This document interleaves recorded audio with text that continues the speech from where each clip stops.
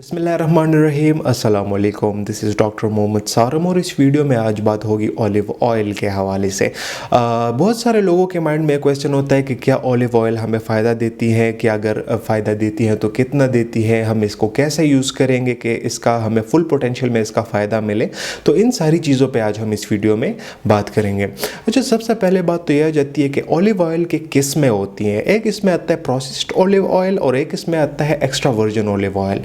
अगर आपने कुकिंग के लिए यूज़ करना है तो आपने हमेशा प्रोसेस्ड ऑलिव ऑयल यूज़ करना है। अगर आपने सैलड्स के ऊपर ड्रेसिंग के लिए यूज़ करना है या कच्चा कंज्यूम करना है तो उसके लिए आपने extra virgin olive oil use करना है, क्योंकि एक्स्ट्रा वर्जिन ऑलिव ऑयल जो होता है उसमें एंटीऑक्सीडेंट्स की जो रेशो होती है, जो क्वांटिटी होती है वो बहुत ज़्यादा होती है। इसके बहुत ज़्यादा फ़ायदे हैं, बट अगर आप इसको फ्राई करते हो या इसमें खाना पकाते हो, कुकिंग में इसको यूज़ करते हो तो इसके फ़ायदे उतने नहीं रहते, फिर ये कम हो जाते हैं। तो आपने जब भी अगर सैलड्स पे यूज़ करना है तो आपने extra virgin olive oil use करना है, और अगर आपने कुकिंग के लिए यूज़ करना है तो फिर आपने प्रोसेस्ड ऑलिव ऑयल का यूज़ करना है।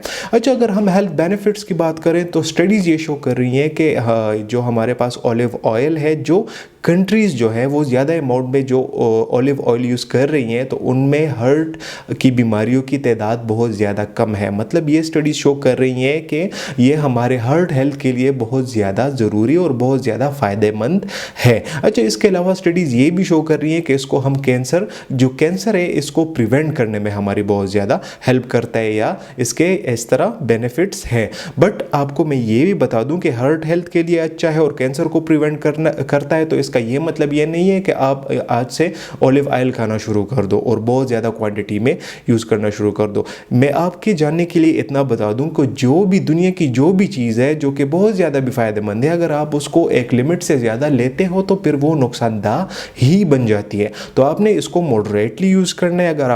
अगर आपने खाने पकाने के लिए यूज़ करना है तो आप जनरली जितना आप यूज़ करते हो कोशिश करें कि कम ही यूज़ करें, बट आप उसी तरह नॉर्मल उसमें यूज़ कर सकते हो। अच्छा, मैं जस्ट इसीलिए बता रहा हूँ कि अगर मैं आज कह रहा हूँ कि ये बहुत ज़्यादा फ़ायदेमंद है तो ये ना हो कि आप अगर 1 टीस्पून यूज़ करें तो आप 5 टीस्पून यूज़ करना शुरू कर दें, क्योंकि आपने ये सोचना है कि ये फ़ायदेमंद है तो हम ज़्यादा यूज़ करेंगे, बट ऐसे नहीं है। आपने मॉडरेटली यूज़ करना है, थोड़ा थोड़ा यूज़ करना है। आपने फॉर एग्जांपल अगर आपने ड्रेसिंग के लिए यूज़ करना है सैलड्स पे तो 1 टीस्पून या 2 टीस्पून मैक्सिमम आप यूज़ कर सकते हैं। इसके अलावा जो भी जनरल आप घर में कुकिंग करते हो तो उतनी क्वांटिटी में आप यूज़ कर सकते हो। अच्छा, इसके अलावा हमारे बॉडी में अगर इन्फ्लेमेशन है, मतलब सोजिश है, तो उसमें बहुत ज़्यादा बेनिफिशियल है।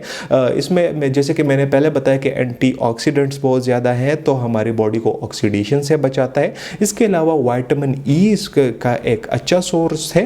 विटामिन ई रिच है ऑलिव ऑयल, तो विटामिन ई किसके लिए अच्छा होता है? हमारी स्किन के लिए अच्छा होता है और एंटी एजिंग प्रॉपर्टीज़ भी रखता है। अच्छा, तो अगर आप अफोर्ड कर सकते हो तो ट्राई करें कि ऑलिव ऑयल के साथ अपना जो घर का कुकिंग ऑयल है या घी अगर आप यूज़ करें तो उसको रिप्लेस कर दे, तो आपको बहुत ज़्यादा फ़ायदे मिल सकते हैं। तो आज की वीडियो बस यहीं तक थी। उम्मीद करता हूँ आपको इन्फॉर्मेटिव लगी होगी। चैनल पर विजिट करने का बहुत बहुत शुक्रिया। मज़ीद ऐसी वीडियोज़ के लिए मेरे चैनल को सब्सक्राइब करें। See you in the next one. अल्लाह हाफिज़।